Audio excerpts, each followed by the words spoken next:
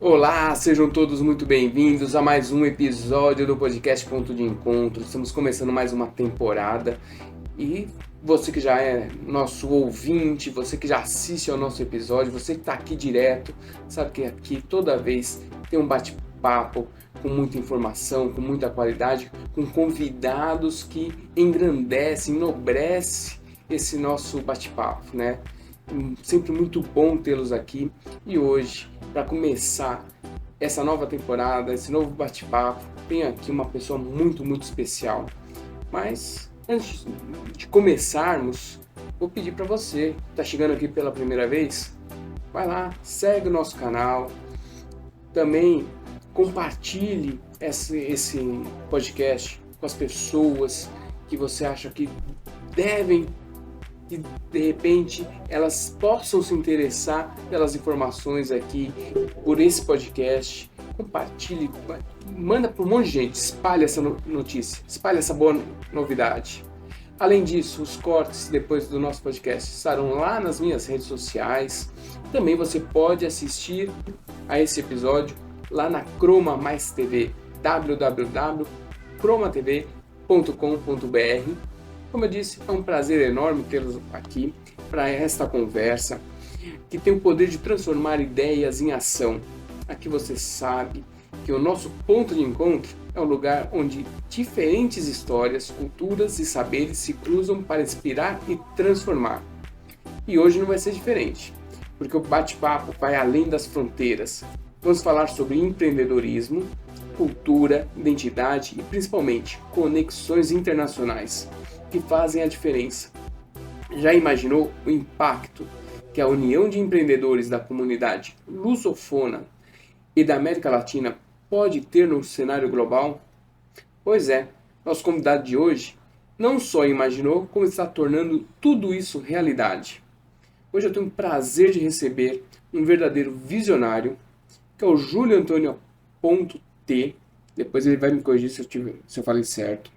Ele que é presidente da Câmara de Comércio, Indústria, Agricultura e Serviços Brasil-Guiné-Bissau, diretor de Negócios Internacionais para a África no Instituto Brasileiro de Comércio Exterior e cofundador da Cimeira de Afroempreendedorismo da Comunidade Lusofona e da América Latina, a CACLAU. Um líder que conecta culturas, impulsiona negócios e fortalece relações multilaterais em nome do afroempreendedorismo e do desenvolvimento sustentável. Então, se você quer entender como o afroempreendedorismo pode se tornar uma ponte poderosa entre continentes, me acompanhe aqui até o final e vamos falar de inovação, identidade e das oportunidades que surgem quando olhamos para além do óbvio. Júlio, muito prazer em tê-lo aqui. Prazer estar aqui com você. Esse convite praticamente, como diz, é um convite que eu recebi com muita honra. Quero agradecer por todo esse convite e estamos aqui para fazer aquilo que você acabou de anunciar, conexões. Conexões. Isso não só para a minha parte, mas também da sua parte, que é por isso que estamos aqui, já estamos conectados. É o Sim, Brasil, Guiné-Bissau, é a lusofonia que está se comunicando, e também é a questão de latino-americanos, né? A questão da América Latina nas conexões que estamos aqui para poder conectar e falar a respeitamente desses trabalhos que eu tenho desenvolvido há muito tempo, não só com outros parceiros da minha equipe que a gente tem trabalhado nisso, focado em questão do afroempreendedorismo, com a questão também de levar a identidade da indústria cultural, as conexões pan-africanas, por exemplo, a relação hoje, se nós estamos falando da questão da lusofonia, podemos também olhar para essa questão da América Latina, que tem um trabalho muito importante. Então, essas conexões, e a gente vai explicar um pouco por que a diplomacia econômica é importante nessas relações para levar-nos para frente além fronteiras. verdade. Falando em conexões, eu já quero aproveitar aqui e deixar um abraço pela pessoa responsável por essa conexão. Bruna, um abraço enorme para você. Você que é responsável hoje pelo Júlio estar aqui. E assim, Júlio, além dos títulos que eu mencionei aqui, dos cargos que você ocupa, conta um pouquinho para quem está nos assistindo, quem está nos ouvindo, quem é o Júlio? Esse é um desafio, na verdade, André. Eu acho que assim, você me coloca questões, as pessoas, eu tenho alguns parceiros que eu trabalho com eles e falam, não, Júlio, mas você tem que falar de você, você precisa falar quem é você, você precisa, as pessoas precisam te conhecer. Sim. Bom, para falar para telespectador que está nos acompanhando nesse exato momento, eu sou Júlio Antônio Ponto T, sou da Guiné-Bissau.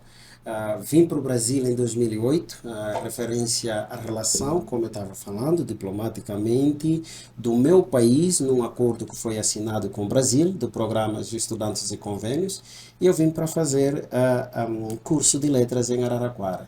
E da Araraquara eu tenho uma frase que eu falo sempre, e a Alessandra, já que, por exemplo, está nos acompanhando aqui, vai ouvir isso, e eu disse que eu saí da Guiné para o Brasil, né, mas de Araraquara para o mundo.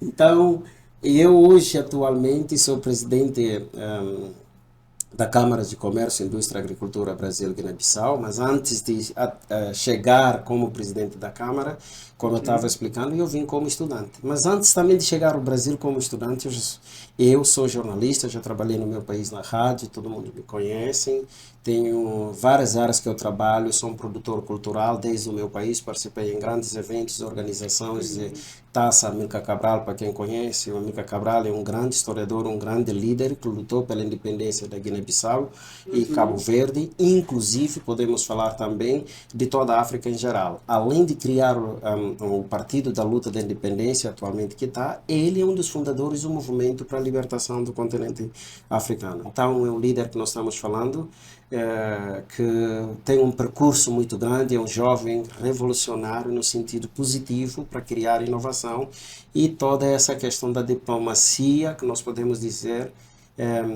revolucionária em questões do bem-estar da sociedade e uma boa governança. E nesse espírito eu vim muito ligado à ideia cabralista, quando digo cabralista, na fundamentação daquilo que é para o bem-estar do povo, da comunidade, de liderar, de prosperar nesse sentido. Então, no meu país já tenho desenvolvido vários trabalhos nesse sentido. E eu cheguei no Brasil, quando eu cheguei no Brasil, eu fui diretamente para a cidade de Araraquara, na Unesp, a Universidade Estadual Paulista, que eu tenho trabalhado até hoje, agradeço também toda a diretoria da Unesp, tenho desenvolvido um trabalho, inclusive projetos de convênios para os estudantes vir estudar até hoje. Não poderia deixar de ser, né, aquilo que eu aprendi com eles, porque não aplicar daquilo que a gente aprendeu dentro da universidade. E eu sou um empreendedor,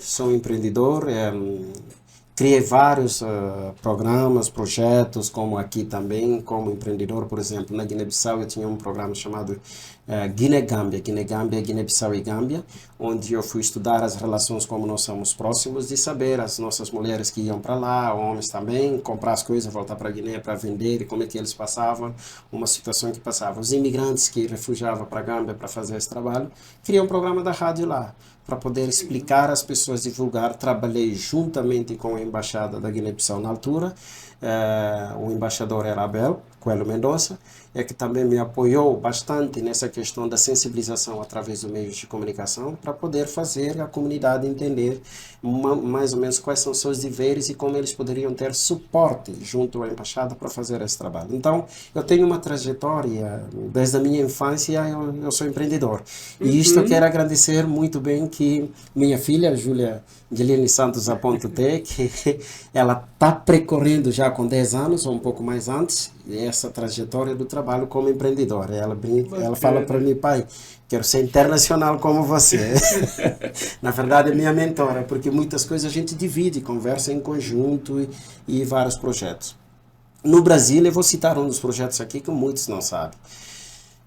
Para quem já ouviu falar do Africa Fashion Week, hoje eu não lidero esse projeto, mas sou o idealizador desse projeto. Aqui no Brasil, infelizmente, as pessoas que eu vim trabalhar com eles acabaram não dando certo, porque as pessoas boicotaram o projeto, fizeram vários, e depois saiu uma história aqui, são pessoas que fizeram o projeto, mas não, eram pessoas que estavam comigo, depois boicotaram o projeto. E por quê? Eu tinha estudado como é que é o formato de moda africana no Brasil e como é colocado de uma forma só folclórica. Não estou querendo Uhum. dizer que essa parte não é valorizada. Sim, mas também nós temos uma outra forma mais moderna, muito boa para trabalhar. Então, isto é mais ou menos eu explicando quem é o Júlio. Também eu vim desenvolvendo os trabalhos, como eu citei, em Gâmbia, isso já há muitos anos atrás, aí 2003, um pouco para vir, eu já tinha feito esse trabalho. Eu sempre trabalhei em sentido de defender imigrantes, de saber o posicionamento que eles estão, porque quando a gente migra para fora, mais ou menos a gente está um pouco perdido. Você tem dificuldade desde a documentação, da integração, da cultura, tudo isso.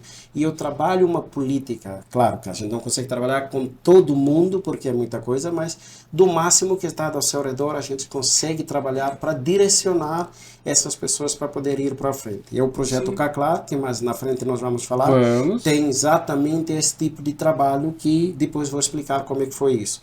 Então, este é um dos trabalhos que eu acumulei, as experiências com vários formatos do trabalho Uhum. também. Eu sou um produtor cultural.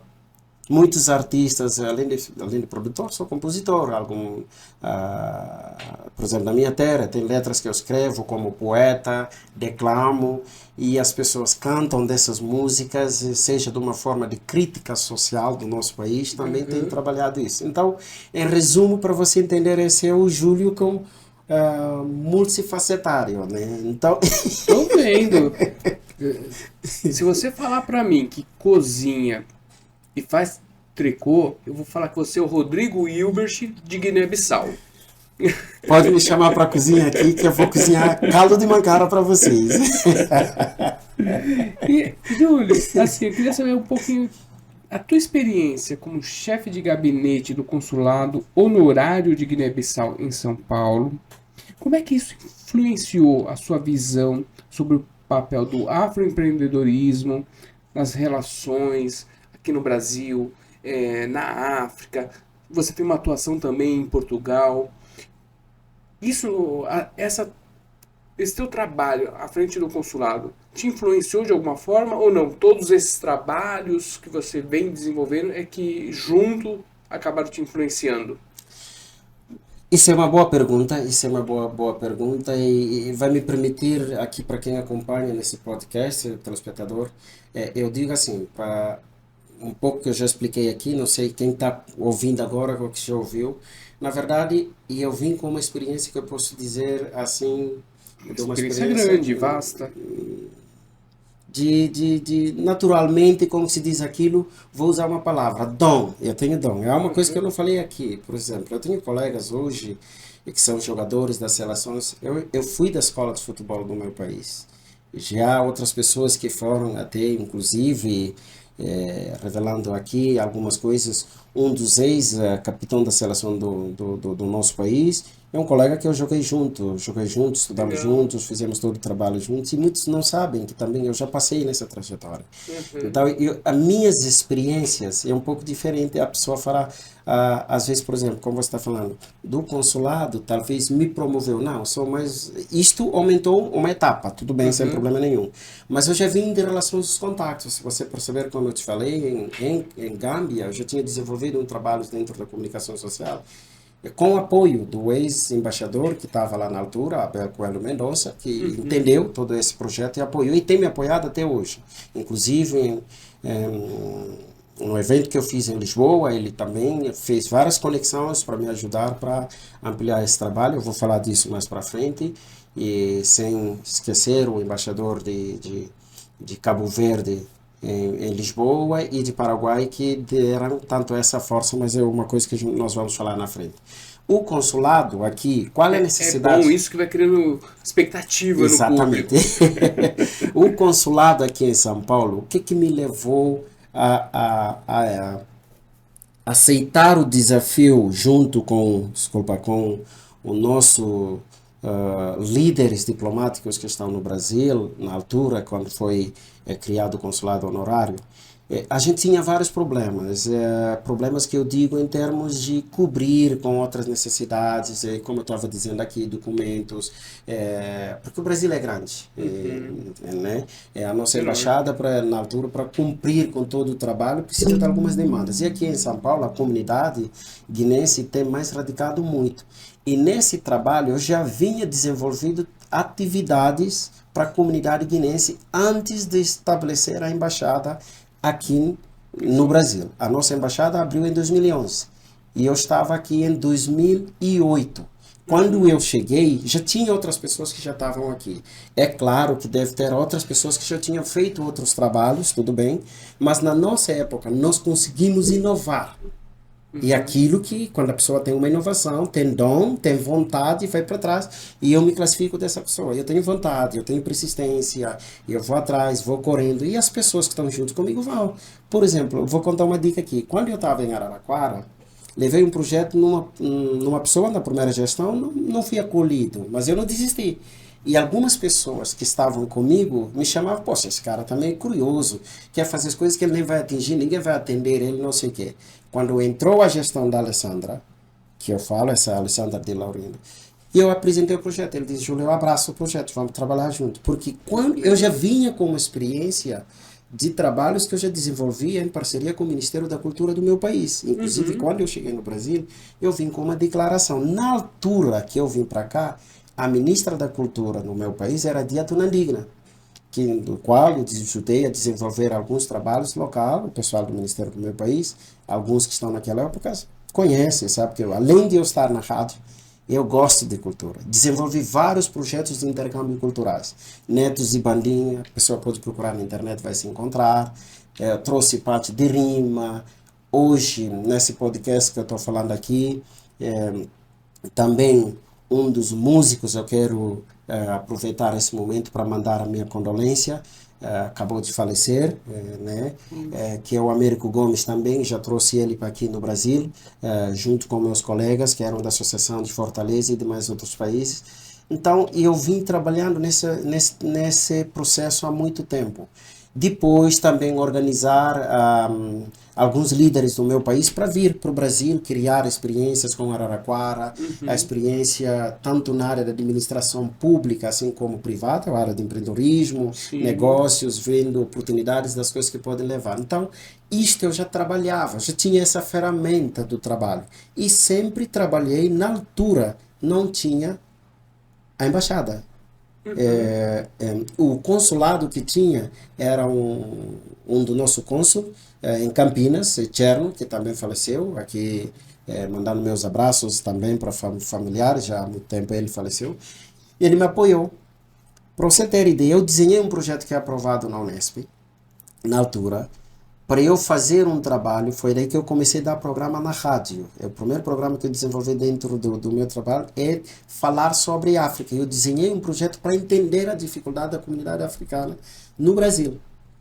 E eu comecei esse programa na Rádio Unesp, falando das experiências, convidando as pessoas, advogados para contar sobre lei da migração, pesquisadores para interagir com os alunos da África, para saber sobre certas temáticas, cultural, como é que se existe, empresários que estavam investindo em África daquela altura, também para conhecer. Então, para você entender, é uma bagagem enorme para eu falar aqui de como é. Então, o consulado só vem impulsionar, porque a gente precisava de uma ferramenta governamental para isso. Mas antes de eu falar do consulado, eu vou voltar ainda. Esse apoio que eu tive no consulado honorário, na altura, do Cherno, que era da Guiné, também, e eu fiz um documentário da comunidade guinense em diferentes estados do que eles passavam. Montei um documentário, esse documentário foi para a Guiné também, para poder alertar o governo do meu país e entender a dificuldade e tudo. Eu trabalhava com dados já para poder passar para o meu país. Em 2011, quando abriu a embaixada, eu já tinha vários materiais, que eu já tinha feito vários trabalhos. Eu levei e apresentei à nossa embaixadora, na altura, que era a Eugênia Saldanha, o trabalho que eu já tinha feito e gostaria de continuar a fazer esse trabalho tendo o apoio da embaixada, que, claro, você teria mais suporte para poder trabalhar e fazendo mais altura. Foi recebido muito bem, acolheram o projeto, daí continuamos a trabalhar. Aí veio o projeto do Africa Fashion Week, ela apoiou, tinha representação de várias embaixadas, e que apoiaram institucionalmente falando. E aquilo que eu te contei, algumas pessoas que estavam aí visualizaram tudo aquilo e começaram a fazer o boicote. Uma coisa que eu não gosto de falar aqui, mas é bom para eu falar isso. Por exemplo, as pessoas, aí eu vou reforçar um pouco sobre a questão do afroempreendedorismo. O que eu aprendi e consegui identificar nos lugares que eu passava, por exemplo, aqui no Brasil? Conseguia detectar poucos negros no espaço de destaque para trabalho. E quando se passa de uma forma de ser usado do que ser trabalhar junto. E isso acontece com nossos africanos. E muitos ainda se submetem a essa realidade. Porque quando você vai abrir a porta, por exemplo, para você falar, eles explorar o seu conhecimento, entender, tá tudo bem. Quando você precifica aquilo que você precisa e que eles precificam, eles começam a te desvalorizar. E aí eu falei, espera aí, não sou inexperiente na área. Eu tenho um conteúdo que a pessoa quer ouvir. Mas quando precifica esse conteúdo, a pessoa quer te desmoralizar no facto de não te pagar. Por quê? Nós somos vistos por toda vez que você tem que ir lá, vou te apoiar, vou te colocar no destaque. Não. Ele não valoriza o seu trabalho de forma que deveria valorizar do seu conhecimento, sim, mas ele precisa do seu conhecimento para ele usar e valorizar. Sim. É o que acontece no mercado até hoje. Sim. Então, quando você leva o seu conhecimento sem precificar, tá ótimo. Mas quando você precifica o seu conhecimento, aí começa a criar entraves. Até ao ponto de desmoralizar, se você não é tão persistente, você é desvalorizado no mercado como se fosse, presta atenção, que é, sabe? São armas que eles usam para nos enfraquecer. E aí é uma questão da gente fortalecer. Exatamente. No mercado e para a gente poder subir para diante. E assim, os afroempreendedores precisam entender. Não é só por uma questão de cor, eu vou falar por aqui, mas é uma questão do espaço, da ocupação. E nós temos muito negócio para fazer em África e a gente precisa potencializar esse canal de negócio numa harmonia e numa sincronia em que nós podemos ocupar esse espaço com nossa qualidade. Porque inteligência, qualidade, esforço, resistência, persistência, saber, temos. Sim. E por isso é aplicar. E é aquilo que eu falo. Você precisa entender e reparar muito bem. Eu não vou em disputa se faz isso ou não. Eu sei o que eu faço. Sei o saber que eu tenho, o que eu posso fazer. Então, da mesma coisa, do conhecimento que eu tenho, que às vezes um branco não tem, mas ele ganha vantagem por causa da cor, porque a sociedade coloca isso. Quando ele fala, às vezes pode falar uma coisa que não tem nada a ver do que eu tenho do conhecimento, ele tem mais abertura do que eu. E aí eu comecei a descobrir. Isso é só aqui no Brasil? Não. Comecei a estudar em diversas áreas. Aí veio a cimeira do afroempreendedorismo da comunidade lusófona e da América Latina. Entendi. Eu só fui ticando aqui as perguntas que eu ia fazer, você já foi respondendo. Mas vamos lá. Júlio, assim, quais são os principais desafios? Você já falou a questão de preconceito, diferença de salário, né? Hoje nós temos uma questão, um conceito que é o Black Money, né? Que vem ganhando destaque. Como que você enxerga esse impacto dessas ideias de sustentabilidade, essas ideias novas como o Black Money, como o próprio afroempreendedorismo que vem ganhando destaque, né? Eu pesquisei aqui, tem diversos eventos voltados para o afroempreendedorismo aqui no Brasil e no mundo. Como é que você enxerga essa mudança? Ainda que um pouquinho devagar, ainda que um pouquinho tímida, né, perto do que poderia ser, né? Como é que você enxerga tudo isso? Olha, eu olho com um olhar positivo tudo isso e deve ser mais incentivado. O telespectador que está me acompanhando nesse exato momento, seja pessoa branca, negra, nós precisamos percorrer esse espaço em conjunto, ter essa idealização de potencializar esse trabalho. Vou dar um exemplo aqui, nós estamos aqui em trocas de experiência. As pessoas podem olhar, não, eu estou aqui, você está me entrevistando no podcast. Não, é valorização. Você valoriza o meu trabalho e trouxe para que eu possa servir do exemplo para o outro, inclusive referindo um negro como eu, que pode ser. Como é que ele atingiu aí? Quais são as dificuldades que ele passou? Eu passei muitas dificuldades. Sim. Próprio projeto de Africa Fashion Week, aquilo foi a maior fase da escola que eu tive na minha vida no Brasil, sabe? Porque afundou eu moralmente, financeiramente, uma decepção com pessoas, para acreditar nas pessoas, mas de uma certa forma me ergueu muito mais do que as pessoas pensavam que poderia me derrotar. Porque aí eu tenho um olhar para entender o cenário. E a partir disso eu voltei a ser um outro Júlio no mercado. Com outros projetos. Por exemplo, eu estava falando disso, por exemplo. Eu e a minha filha, a gente conversou muito quando isso aconteceu. E ela falava para mim, pai, você pensou e montou o evento. Nós podemos pensar outro evento e montar. Eu tenho até gravado o que ela fala. Eu brinco assim, a minha filha é minha mentora. Porque chegou uma altura que eu queria entrar na justiça. A minha filha disse, pai, por favor, pensa de novo, recria, você vai criar outra coisa nova e vamos para frente. Ela começou a dar ideia para mim. O que eu podia criar, o que a gente podia fazer. Porque eu converso direto com a minha filha. Então, isso, eu acho que assim, eu tenho esse olhar e eu percebo também as dificuldades que nós temos, como eu referi aqui, como os negros, quando nós vamos trabalhar esse trabalho. E ainda quando nós somos africanos. Porque existe, se me permitir falar um pouco dessa classificação do racismo, acontece também de uma forma, se eu sou negro e veio, por exemplo, Deus me perdoa, só para a comparação aqui, dos Estados Unidos, o olhar que vai ter para mim é diferente do que eu, sendo negro, venho de um país, por exemplo, da Guiné-Bissau a falar. Então, muitas pessoas, inconscientemente, eu digo conscientemente, já te inferioriza por desconhecer o seu país ou por olhar também o seu país, por exemplo, falado do fraco índice economicamente. Mas às vezes não entende, não existe um Estado pequeno. Não existe um Estado pequeno.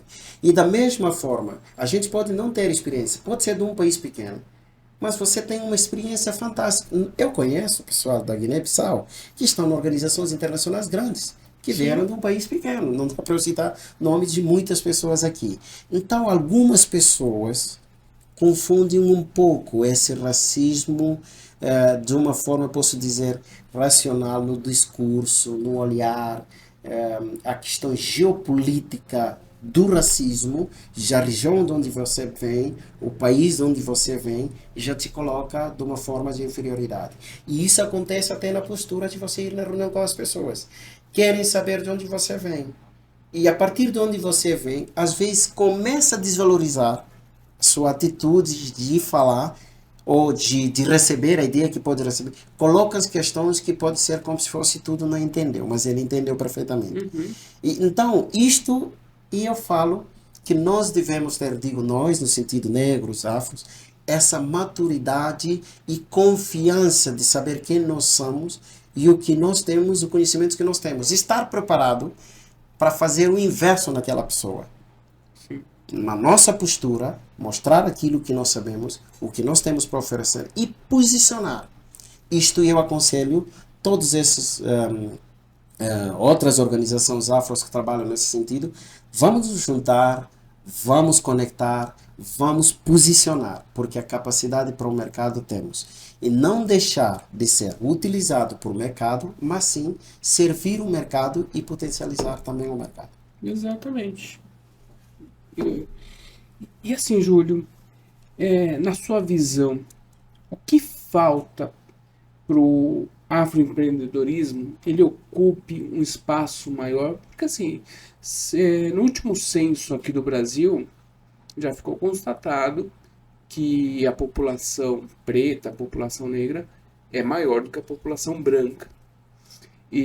Mas ainda assim, a população preta ela ocupa vagas de trabalho, de empreendedorismo, de menor destaque do que a população branca. Isso, infelizmente, acontece, né? O que você entende que falta para o afroempreendedorismo ganhar um destaque maior, não só aqui no Brasil, na América Latina, né? E ter uma participação maior nos mercados globais. Essa sua pergunta, ela já me te leva a falar do cacau. Vamos lá, Então, que por já é que a que nós... próxima. Exatamente. Mas assim, para eu deixar e fundamentar essa pergunta, logo com o tema que vocês podem ver, prezados telespectadores, isto é um desafio muito grande, nós vamos falar muito mais aí no cacau. Eu vou responder ele de uma forma síntese, mas presta atenção que nós vamos falar disso.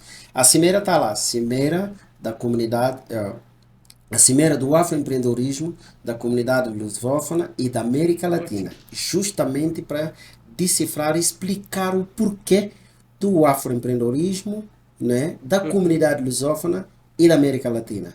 Eu vou falar dos problemas depois, porque isso foi. Mas, na pergunta que você me falou, o que falta, na verdade, para ganhar mais destaque, é os passos, é a aceitação. As empresas, o governo, estruturas, como, né, como nós falamos, assim, estrutural, né, as empresas, as organizações públicas, seja privada, sociedade civil, precisa aceitar e dar mais oportunidade às pessoas afro para poder aplicar o conhecimento que elas têm. Por quê? Eu estava explicando um pouco aqui de algumas coisas, por exemplo, que acontecem. Uhum. Nós temos aqui no Brasil, e não só, como também eu tentei pesquisar nos outros países, vários africanos que são engenheiros e Sim. trabalham num portes. Não estou desclassificando que um trabalho é desclassificado ou outro. Não. Mas assim, não, muitos não são. Não estou dizendo também que alguns não estão nos cargos e de referências, estão. Mas Uhum. ainda falta, porque a sociedade não aceita essas pessoas para estar na frente. E nós africanos sofremos ainda mais. Você é o negro, o africano, dependendo do país que você vem, sofre ainda mais do que o negro brasileiro que está aqui. Porque Sim. a questão do estrangeirismo ainda é forte. Por mais que se trabalhe em política, de não, é nacional. E eu, no projeto que eu estava citando, o que aconteceu? Nos rumores, poxa, como é que ele é africano, vem de lá e vem fazer um trabalho para estar na frente como isso? Rumores que eu tinha certeza que aconteceu. Quer dizer, é uma forma de me isolar, mas se eu fosse estar lá para servir, tudo bem. Mas como é que eu vou estar aí para liderar uma ideia tão grande como isso? Vamos jogar ele por fora. É o que acontece. Sim. É assim que a sociedade quer nos aceitar, para servir. No sentido, nós só servimos por eles, mas quando a gente está num posicionamento para frente, ele faz para nos jogar para baixo. Então, isto falta o senso do conhecimento, o senso aí que eu falo, a cultura da intelectualidade é isso, ter uma cultura geral é isso. Uhum. Você saber lidar com o espaço de capacidade de cada um e aceitar isso. Não olhar isso como uma ameaça e não olhar isso como uma humilhação. Que muitos nessas frases que eu estou falando não vão falar, mas é o que acontece. Sim. O que acontece no dia a dia. Então, precisamos aceitar. E não estou dizendo que não existe negro na frente com posicionamento. Mas o que eles ganharam? Isso também eu estou encorajando meus colegas africanos, negros, brasileiros, nós da cultura afro. Coragem. Nunca olha para baixo. Vai acontecer as coisas. Mas viram, como vocês falam, né? Dá a volta por cima. Sim. A gente tem que ter coragem, tem que mostrar a nossa presença, tem que lutar, tem que trabalhar para isso, para a gente poder ganhar espaço. O mal já existe. Vamos correr atrás do bem. Ou como é que vocês dizem? O não já tem. Já tem. Mas o sim a gente vai buscar. Sim. Então é nesse sentido que nós temos que lutar. A sociedade, na sua palavra, o que falta? Tem que aceitar e tem que trabalhar para a diversidade. A outra parte, e eu vou explicar o porquê desses tamanhos.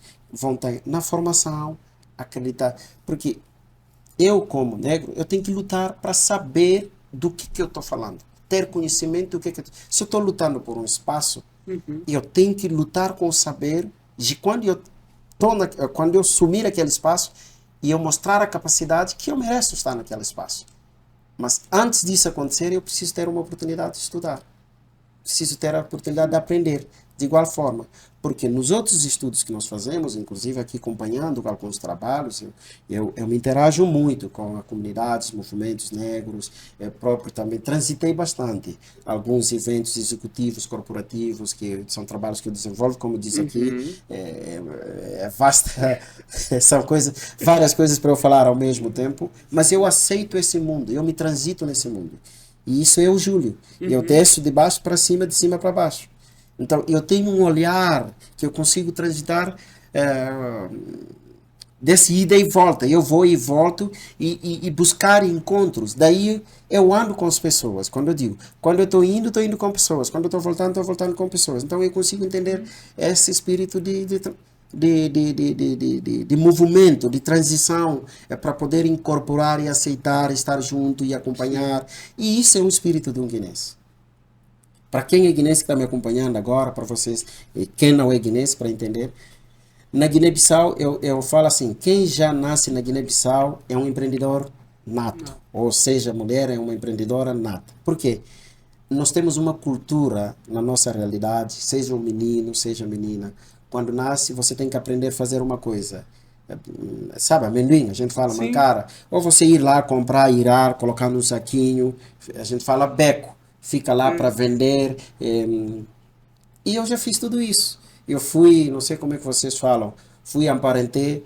Na altura que teve toca-toca na Guiné, a primeira vez que estava abrindo, eu já fui um ajudante, não é na toca-toca. Agora quem está me ouvindo da Guiné vai dar risada. Aí daqui a pouco o Marcos, que é o produtor, ele vai dizer aqui para mim o que que é toca-toca. É? Toca-toca é um sistema de transporte público que tem na Ah, Guiné-Bissau, transporte urbanos que vai para os bairros, assim, as pessoas vêm trabalhando nisso. Eu já fiz, eu já vendi gasóleo, ajudei a minha irmã a fazer o bolo, vender pão, fazer tudo. Então, eu tenho uma vida empreendedora e eu vim lutando desde sempre como um empreendedor até hoje.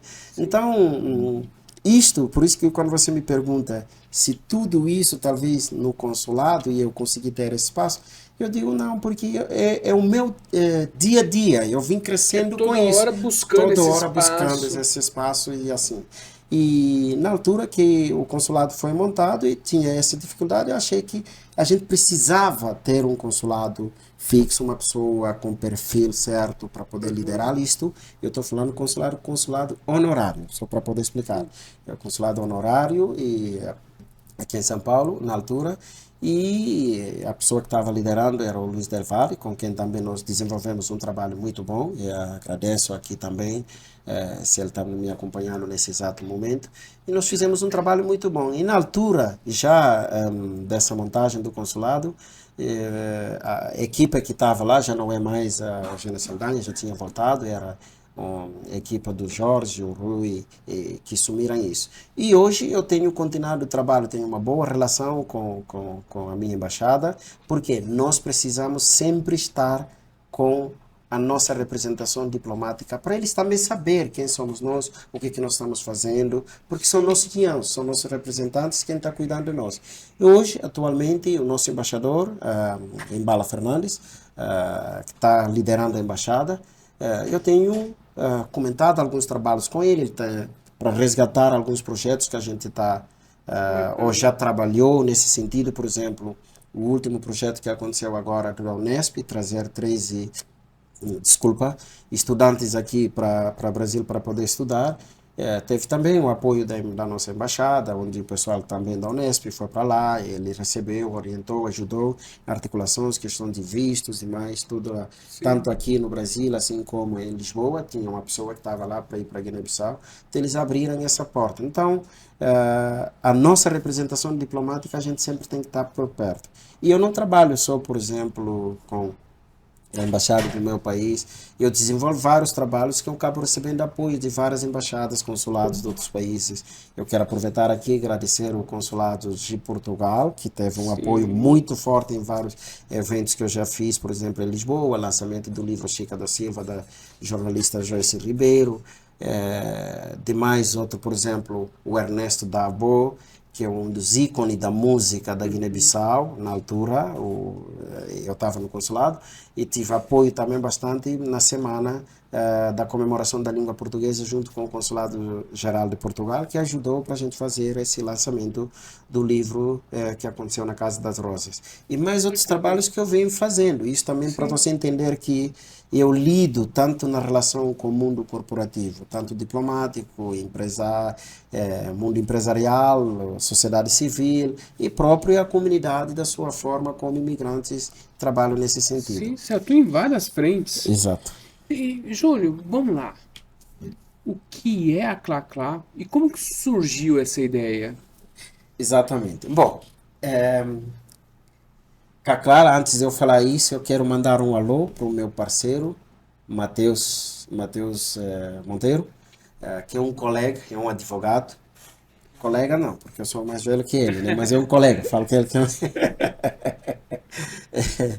Ele é um jovem muito visionário, isto é outra coisa que eu tenho. Eu trabalho para a recolocação de jovens no mercado e incentivo dos jovens para poder realizar os seus sonhos, até porque eu estou ainda também nessa andança, entendeu?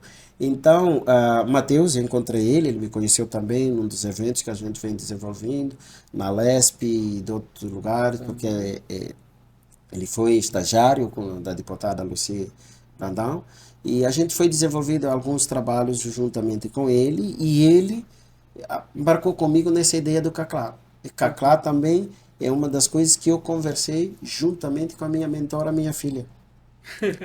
Quando nós conversamos essa questão do Africa Fashion Week, eu disse, pai, vamos fazer outra coisa. Você é internacional, da Guiné, faz uma coisa da língua, ou vamos fazer o Africa Fashion Kids, sabe? Que é da criança, porque a minha filha já ganhou pela região, Miss Kids, né, em São José do Rio Preto.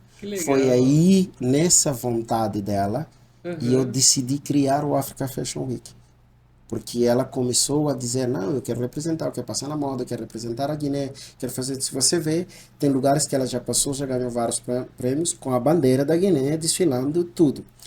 Que bacana. Então, daí nós conversamos, ela disse que era abrir uma coisa do negócio. Eu disse, não, filha, vamos pensar no negócio voltado à questão de jovens negros. Disse sim. E aí, pensamos, conversamos, voltei a conversar com o Matheus, e demos a cicla junto com o Matheus e começamos a trabalhar nesta questão. Porque eu também já tinha esse trabalho muito antes, como eu te falei, trabalhar com a comunidade dos países da língua portuguesa. Até porque alguns eventos que eu fiz atrás, eu fiz aí com o apoio da Secretaria Executiva da CPLP em Lisboa, que é o lançamento, por exemplo, da Joyce, e demais outros eventos atrás que eu vim apresentando. Lembrando nisso, existe, por exemplo, a Miss CPLP, na altura que ela é coordenada por Celso, um jovem de Santo Tomé, que está em Portugal, que também na altura, quando eu tinha criado essa questão do Africa Fashion Week para 2017, nós criamos uma parceria para trabalhar isso, inclusive Ghana Fashion Week, em conjunto na altura. Então a gente vem com essa ideia e eu vim amadurecendo como segunda etapa do projeto que surgiu. Mas a ideia não ficou aí. Eu fiz um estudo de 4 anos, indo para Portugal e demais outros países, por exemplo, para poder entender o que acontecia de tudo que eu expliquei aqui, na dificuldade, entraves, racismo, tudo isso, acontecem também nesse espaço desses países com comunidades imigrantes. E era a mesma coisa. Por exemplo, hoje, em Portugal, a comunidade, nós temos uma comunidade lusófona muito forte, mas a maioria tem muita dificuldade, por exemplo, para implementar um negócio. E daí nós criamos esse evento, essa plataforma desse evento é o sentido de a gente recolher os dados com esses empreendedores para a gente poder solucionar o problema deles. O que começa desde documentação. Porque para você criar um negócio tem que estar documentado o perfil na terra como você está.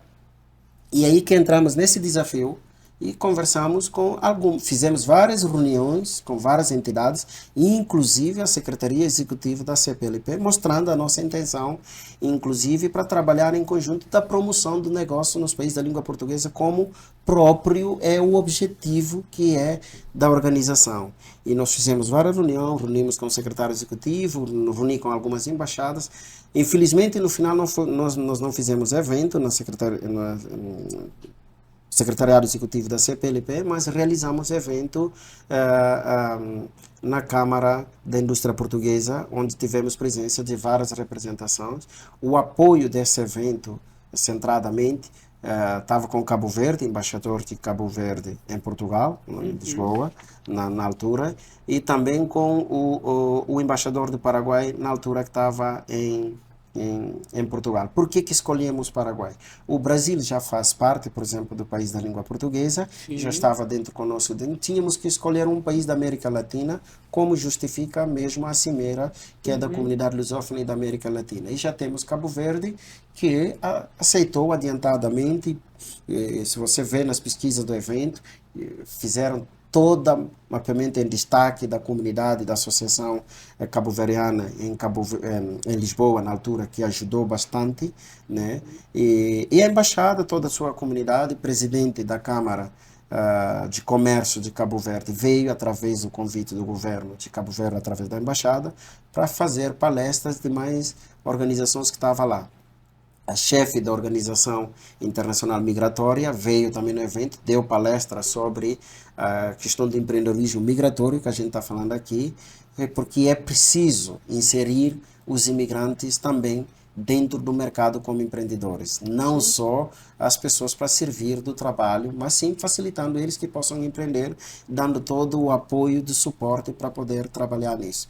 E felizmente nós também agradecemos bastante. Nós tivemos palestra com um dos conhecedores da matéria do Sebrae, que também, pela videoconferência, conseguiu dar palestra, dar dados sobre a questão do afroempreendedorismo no Brasil para toda a comunidade lusófona que estava lá e a comunidade da América Latina. Então, é um evento para você entender, além de ser um conceito que veio unificar todo esse esforço do trabalho, partindo desde o incentivo, resolver problemas de documentação, nós unimos todos os sectores.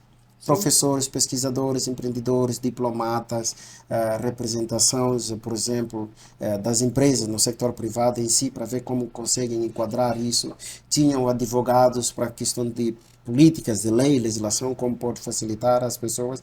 Nós tínhamos a presença na altura do pessoal da AIMA, que estava lá também para representar a AIMA em Portugal, e que são pessoas que cuidam dos imigrantes que estão para tratar o documento, tudo isso. Então, nós pensamos um conceito de uma forma geral para levar esses problemas e como nós podemos solucionar. E esse é o objetivo do CACLAR, nós andar em conjunto para quem é do direito, que possa nos orientar, que possa andar junto, e também para quem precisa para solucionar os seus problemas, para servir do negócio, porque nada mais do que isso, ter uma independência financeira para você poder ter um acesso de aplicar algumas coisas que você quer fazer, baseando dentro de regras, e porém, essas regras precisam também entrar dentro das oportunidades daquilo que da política, vamos dizer, dos acordos que é feito, seja de um bloco regional ou de um tratado do país bilateralmente. Por exemplo, quando é da comunidade da língua portuguesa, a gente vai naquilo que nos facilita para trabalho. Para a América Latina, a gente também segue nisso, enquadrando tudo dentro das políticas de acordo que os nossos superiores já nos oferecem com legislação que são criadas nas políticas de acordo. Com certeza. E Júlio, quais foram os ensinamentos dessa primeira edição do Clá-Clá? O que você consegue destacar? O que você aprendeu? O que você percebeu que quem estava lá participando aprendeu? Quais foram esses ensinamentos? Olha, isto é muito bom, essa pergunta é importante. Eu começo por falar, por exemplo, MMF Engenharia Projetos, uma empresa aqui no Brasil, que a partir do momento que nós apresentamos um projeto, na parte sócio dele, o Ricardo e o Luciano, perceberam na hora. Saíram aqui do Brasil, foram para lá, foram um dos palestrantes para falar sobre a infraestrutura e questões, por exemplo, de meio ambiente, saneamento básico. Sim, E eu ESG, né? ESG, exatamente. Então, eu percebi na altura em que eles estavam dando palestra, como é que algumas representações governamentais que estavam no local percebem a importância. E isso é outra coisa para a gente ver. São jovens, uma empresa jovem, com um trabalho vasto em termos do afroempreendedorismo também. Uma empresa liderada por duas pessoas que trabalham, tem um branco e tem um negro que coordena isso. E isto é muito bom. E o Luciano, no momento que ele estava dando palestra, e eu consegui perceber a inspiração que ele estava passando nas pessoas jovens que estavam lá, afros também, que espelhavam ele, inclusive alguns que são formados na área arquitetura. Quando terminou a palestra, todo mundo foram falar com ele para saber da experiência, como foram crescer. Ele voltou, depois as mensagens, falando com ele. Isso eu percebi. Isso é um exemplo que eu estou dando dentro do tema do que é o afro. Na parte da lusofonia, e eu percebi também, porque toda a comunidade que estava aí, nós tínhamos outros palestrantes que eram meninos, o nosso painel foi montado também de uma forma diversificada, desde a questão de cor, vamos dizer, não quero só fixar isso, por exemplo, nós tínhamos lá negros, meninas, gêneros, então diversificamos tudo no nosso painel. A gente trabalhou nessa questão de pensar também nessa questão da inclusão. Incluímos todo mundo, estudante, pesquisadores, estagiários que estavam trabalhando ainda, também estava. E as empresas, que já tinham um grande porte do trabalho, como é que essas empresas poderiam ajudar as pequenas empresas a conseguir também se internacionalizar, que é o pacto fundamental no nosso trabalho aqui, as conexões de uma forma internacional, mas inspirando um ao outro, dando suporte. E isso aconteceu. Até com questões das nossas representações diplomáticas que estavam presentes, que também estavam no painel, falando sobre essa questão das políticas da diplomacia econômica e a inserção do mercado das comunidades deles, como cuidam. O Paraguai deu uma aula bastante lá, de como trabalham a questão das embaixadas, o governo do Paraguai, com seus empreendedores em diversos lugares, mas ali estava especificado exatamente em Portugal, onde tinha o evento, dando exemplo e inclusive teve vídeo de algumas pessoas que fizeram o trabalho aqui no Brasil, em Minas Gerais. Legal. Então, isto eu aprendi muito, que o projeto, a Cimeira, teve um sucesso muito forte. Nós estamos trabalhando para acontecer este ano. Não vai ser em março como aconteceu em março do ano passado, mas é isso, o projeto itinerário, ele vai acontecendo da forma como nós vamos fazendo proposta para o governo, se o governo acatar, e a gente vai trabalhar nesse sentido. Então, eu aprendi ali que as pessoas perceberam esse estilo de conexão, parceria, de poder se espelhar um ao outro para poder crescer. E eu percebi também a dinâmica do governo de olhar para seus imigrantes e trabalhar mais a política de incentivo deles para poder crescer. E isso é uma coisa que eu vi lá, inclusive citando uma fala do representante da Organização Internacional Migratória que estava dando evento. Ele falou dos dados dos países, por exemplo, da lusofonia, que conseguia desenvolver negócios em Lisboa, com mais de 600 de imigrantes, e alguns que não conseguiam ter esses dados, por exemplo, mas que ele estava incentivando as pessoas para poder entrar, inclusive, nos programas que incentivam as pessoas na área na área de empreendedorismo para poder crescer mais e fazer negócio e ter sua independência financeira, contribuindo com os trabalhos no país. Então, isto eu olho num sinal positivo, e até hoje eu tenho recebido as pessoas para consultoria de como eles podem abrir o mercado e como eles podem funcionar. O que é da nossa área a gente direciona, porque o CACLA tem isso, é montar alguns mentores e consultores através do CACLA, que também pode direcionar essa consultoria da mentoria na área de empreendedorismo para outras pessoas que estão começando. E é isso que eu ia te perguntar, Júlio. Essa primeira edição do CLACLA, quais oportunidades que surgiram ali? Porque eu imagino o tamanho do evento, as trocas que ocorreram ali, com certeza oportunidades para algumas pessoas que estavam ali, acabaram acontecendo. Aconteceu, inclusive, uma das palestrantes, minha querida Elizabeth, Hum, com essa inspiração, ela conseguiu ampliar mais trabalho dela da mentoria, que com a legal. comunidade, montou um grupo, e nesse grupo onde ela faz todo o treinamento para as pessoas que querem empreender. O resultado seu, algumas pessoas que queriam montar seus startups também receberam esse, porque eu tenho, eu e o Matheus, nós temos um startup em Bareiro, em Portugal. Isto é uma coisa que... Legal. Então, nisso também a gente trabalha nesse sentido de poder dar mentoria para as pessoas poderem crescer nisso. Eu já fui um Uhum. dos palestrantes depois do evento do CACLAR, da querida que eu estava falando também, Elisandra acabou me convidando para poder dar palestra para alguns grupos que ela monta para fazer o trabalho. Então, Sim. tem vários resultados. Depois desse trabalho também eu fui chamado por várias organizações, inclusive estive palestrando para a Organização Mundial, por exemplo, não sei se já ouviu falar do Horasis. Horasis é uma organização global da comunidade, Hum, inclusive que trabalha com ESG, trabalha com questão de empreendedorismo, a diplomacia econômica, essa relação toda. Eu fui chamado como palestrante, inclusive antes de eu vir para cá, eu recebi o e-mail dele de novo para ser palestrante no evento que vai acontecer agora, agora não, é em outubro, mas esse ano, uhum. aqui em São Paulo. Depois Bacana. de Vitória, vai ser agora aqui em São Paulo, o evento da Horasis Global que vai acontecer. E Uhum. eu fui convidado para ser um dos palestrantes para falar sobre empreendedorismo e a conexão da internacionalização das empresas, como isso pode ser um fator para o desenvolvimento econômico, sobretudo nos países, vamos dizer, desse eixo global que nós temos hoje, que estamos trabalhando. Então, fui convidado como um dos jovens de experiência nesse trabalho para poder ter um bate-papo novamente com os nossos jovens. Você já que está me ouvindo, de 7 a 10 de outubro, isso vai acontecer aqui em São Paulo. E já me convidaram para fazer o painel desse trabalho também. E eu quero estar Então, presente, eu quero ouvir essa palestra.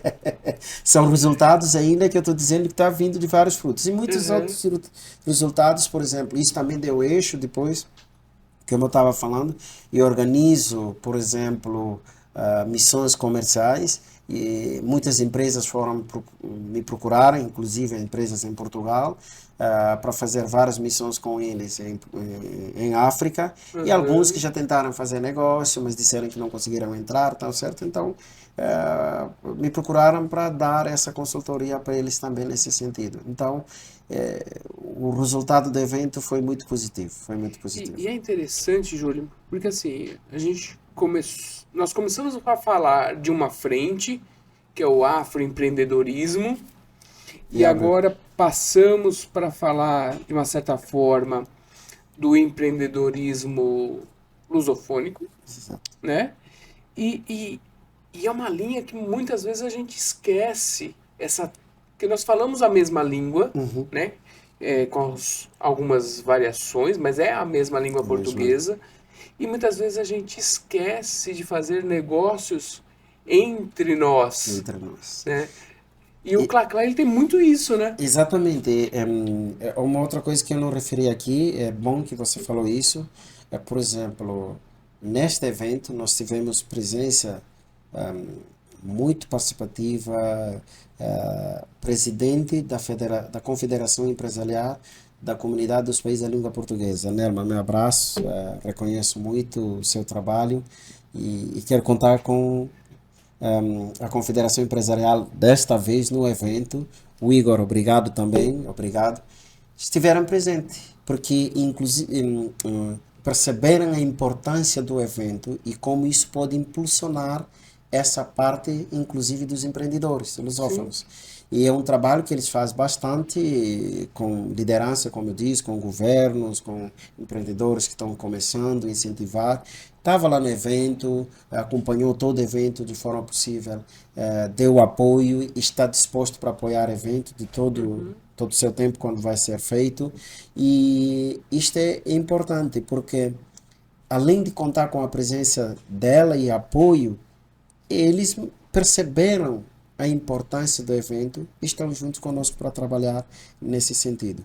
E a Confederação Empresarial da CPLP tem feito trabalho muito bom, mas muitas pessoas não conhecem ainda. Eu sei que muitos do Brasil conhecem, mas muitas pessoas ainda falta para conhecer o trabalho que eles fazem. Que é isso? Impulsionar os negócios entre os países da comunidade da língua portuguesa. E eles têm feito esse trabalho muito bom. E estamos aí como um parceiro junto para ajudar, divulgar e fazer as pessoas conhecerem esse meio, porque o negócio também entre nós da comunidade lusófona, isto ajuda. Por exemplo, nós estamos falando de Ajuda porque já não tem a 200 barreira da língua. Já exatamente, começa por aí. mais ou menos 226 milhões da comunidade que falam língua portuguesa. Você imagina quanto o negócio que você pode fazer dentro do espaço da comunidade de língua portuguesa. E depois nós temos um ponto de eixo. Esse ponto de eixo, por exemplo, se perceber todos nós, países, os novos países da língua portuguesa, estamos num lugar diferente. O Brasil está aqui, está na América Latina. O Brasil pode fazer um ponto muito importante porque o Brasil faz parte, por exemplo, da União Do Mercosul, do Mercosul, do BRICS. exatamente. E esse o Brasil é um dos maiores países, por exemplo, também da expressão da língua portuguesa. E o mercado que ele tem no Mercosul pode levar a esse impulsionamento, inclusive que eu vi o governo já tendo esse acordo, por exemplo, da parte da CPLP com o Mercosul para poder divulgar todo esse trabalho. Isto é importante. É um eixo que nós, vamos dizer, da comunidade, que estamos junto com nossos chefes do poder, quando criam essas leis, nos facilitam para trabalhar. E com base nisso podemos ser um dos parceiros junto ao governo para impulsionar e fazer conhecer essas movimentações de legislação, incentivar essa livre comércio entre a gente para tratar disso. E olha, até estava aqui para perguntar, Júlio, porque eu acho que assim, o Clá-Clá, ele pode vir num futuro próximo até orientar determinadas políticas públicas no Brasil e nos países envolvidos, né? Portugal, Guiné-Bissau, Angola, estimular, promover políticas públicas para esta integração maior, né? Este é o nosso desafio e a gente está andando com isso de acordo com as possibilidades que nós vamos ter e sempre negociando com autoridades superiores que têm mais poder para nos fazer chegar nesse trabalho. Mas isso é que é a ideia. Inclusive, como eu estava falando antes da gente começar aqui, CACLAR tem um objetivo de criar um programa televisivo e radiofônico para poder, junto com as nossas entidades superiores, explicar conversar sobre as oportunidades de negócios em referência entre os países lusófonos e da América Latina. Sim, entendi. Júlio, assim, a cabeça vai explodindo de tanta informação. A gente começa a pensar muito fora da caixa quando Exato. tem aqui uma pessoa tão inteligente, tão diferente como você. É algo sensacional. E assim, eu por mim eu ficaria aqui um tempão conversando com você, mas como eu sei que você também tem horário e tudo mais, tem uma agenda cheia, já teve que dar umas escapadas para poder vir aqui. Quero assim, duas perguntas para você. Primeiro, você consegue resumir numa frase curta, numa palavra, qual que é o propósito da Clá-Clá?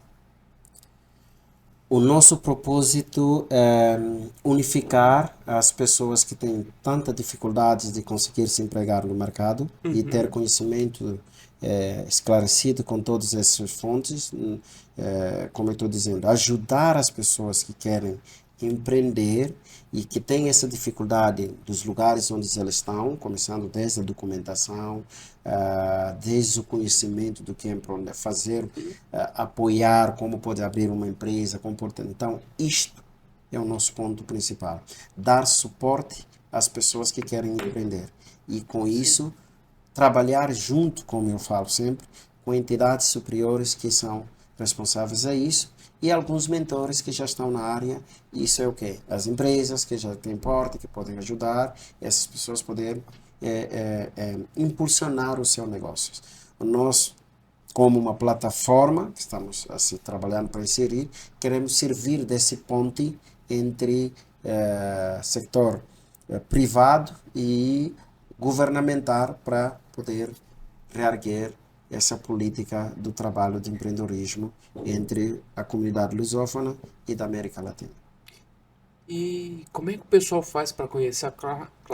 Olha, nós já estamos nós temos o nosso site, estamos trabalhando também no Instagram, nós estamos aí, podemos colocar no site www.cacla.org.br, você vai encontrar algumas informações sobre tudo do evento que nós já fizemos.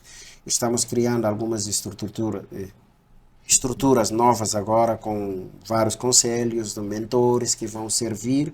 Por exemplo, a pessoa pode acionar em determinada área, uma mentoria pode conseguir receber para poder também receber a mentoria naquilo que a pessoa quer trabalhar.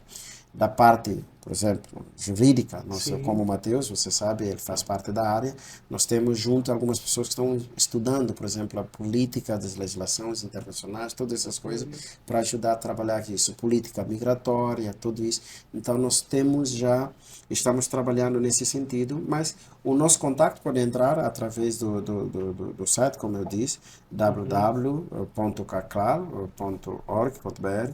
Você vai nos achar na internet e pode entrar em contato conosco. Pode também nos procurar no Instagram. A gente está no Instagram para poder orientar mais as pessoas. Nós estamos dinamizando a nossa plataforma ainda. Estamos trabalhando com algumas pessoas que da TI também, que fazem parte dessa nossa rede, que algumas empresas nós já trabalhamos com eles como mentoria da internacionalização, e em contrapartida do serviço eles estão reestruturando todo o trabalho do site conosco para a gente poder abrir, porque ali também nós vamos abrir tipo consultoria e algumas negociações que estamos tendo com algumas entidades na área educativa. Sim. Que as pessoas que têm dificuldade, mas querem empreender, como eu disse, através de nós conseguimos direcionar porque essa pessoa consegue fazer a formação na área de empreendedorismo e demais outras áreas. Entendi. E para você que está nos assistindo, você que está nos ouvindo, vou deixar o link aqui do site da Claclau aqui embaixo na descrição. E Claclau é Caclal. Isso, certo? tá claro. Então já sabe lá, www.caclau.com.br ou lá no Instagram. Júlio, prazer enorme tê-lo aqui. Esse bate-papo aqui foi muito enriquecedor. Eu gosto de fazer as anotações aqui, fui fazendo várias anotações para a gente bater um papo depois. Eu só tenho que agradecer. André, eu tenho que agradecer você também. Eu espero que os nossos telespectadores, não sei se eu consigo transmitir a mensagem da maneira como você está me ouvindo, mas eu agradeço totalmente. E o contato está aqui. Aqui é o ponto de encontro, na verdade. E espero que nós vamos encontrar várias vezes por aqui. Com certeza, com certeza. E qualquer contato também para reforçar, você que já acompanha o ponto de encontro, pode entrar em contato com o André. André está aqui. Que André, nós estamos conversando, mas daqui a pouco vai virar o nosso parceiro também para ajudar a trabalhar o Caclal para frente. Então, bora lá. Eu agradeço pelo convite. Já virei o embaixador. Eu virei fã, vou virar o embaixador da Caclal. Da Caclal, exatamente. Tá vendo? Isso já é importante. E agradecer, Bruna, pela conexão, por esse ponto de encontro que você fez aqui com o André. E eu estou aqui para poder continuar dar algumas informações ou esclarecimento de alguma coisa que a pessoa quer conhecer mais. Incentivo você, não desiste. Resiliência sempre, luta sempre. A gente já tropeça, mas não podemos parar. E tem rumo da internacionalização. Não é só a empresa grande que consegue fazer o trabalho da internacionalização. Isso é outra coisa que muitas empresas pequenas acabam resumindo de pensar. Não. Sim. Procura-nos, nós vamos te orientar e como você pode ser internacional, mesmo sendo pequeno. E aqui porque o que vale é o seu conteúdo e o que você está fazendo, e você pode encontrar também com o seu nicho no outro lado para você junto poder crescer. Exatamente, e Obrigado. pensar fora, né? Porque o pessoal, não, quero exportar, vou para os Estados Unidos, vou para a Europa, vou para o Oriente Médio. Opa, peraí, mas tem um mercado ali bem interessante, né? Exatamente, Que é o exatamente. mercado africano, o mercado de língua portuguesa, Exatamente, exatamente. e fazer isso. chegar as coisas de lá para cá Para também. cá, para cá também, exatamente. E é isso, é isso que tem que ser a relação, é isso que nós trabalhamos, ir e vir, como eu estava falando. Você vai para lá, de lá, traz para cá e daqui vai para lá. E a gente faz esse meio campo. Com certeza. Julio, muito obrigado. E você que está nos assistindo, está nos acompanhando, ficou aqui até o final, esse ponto de encontro internacional, mas sem fugir da nossa língua portuguesa, sem fugir da nossa africanalidade, Africanidade, exatamente. sem fugir das nossas origens. Gostou desse bate-papo? Quer saber um pouquinho mais? Vai lá, segue lá o pessoal da Caclau, o Instagram, entra no site, procura o Júlio, muito solícito, muito atencioso, toda a equipe ali da Caclau. Como eu disse, eu virei fã, tenho certeza que você, depois de conhecer melhor a Caclau, também vai virar fã, tá? Aproveita, segue a gente nas redes sociais, segue aqui o nosso YouTube, ativa o sininho, toda vez que tem um vídeo novo você vai ser notificado. Segue lá também a programação da Chroma Mais TV, eles que deixam a gente aqui mais bonito, mais elegante, tem toda essa produção aqui maravilhosa. Então segue lá, a programação deles também é muito bacana. E espero vocês, até uma próxima!